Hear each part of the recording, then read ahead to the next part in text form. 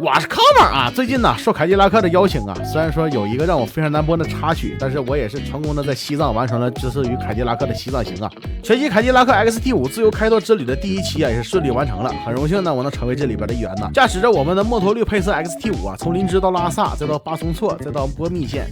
最后到达咱们中国最后通车的县城墨脱县啊，体验到了西藏的风土人情，感受到了西藏的大好河山呐。尤其是在这一路上，你可以看到不同种的景色，从雪山到丛林，再到草原，最后到墨脱的热带雨林。开车3个小时啊，就可以亲眼看到景色在眼里的不断变化呀。在这个距离天最近的地方呢，可以看到我这辈子见过最亮的星星，甚至可以看到马斯克的星链反射出来的光连在一起。每一个落脚休息的地方，我拿无人机随手一拍，那都是纪录片级别的啊。而在这样一个很赶的时间线，也就是5天1100公里的路程上呢，我并没有感觉到很累啊。这就要得力于全系凯迪拉克 XT5 给我们带来的舒适驾乘体验了啊。哪怕真皮座椅配上座椅按摩通风加热，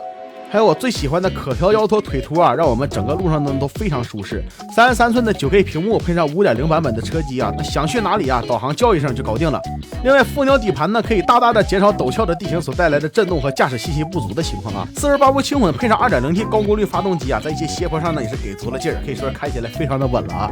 如果你也有此生必驾318的梦想，并且在寻找一款豪华品牌的 SUV， 全系凯迪拉克 XT5 一定是你的好帮手啊。它可以将本是陡峭和险阻的行程啊变得平缓且顺畅，正是应了凯迪拉克签到牌上那句话：莫问前路，尽是坦途。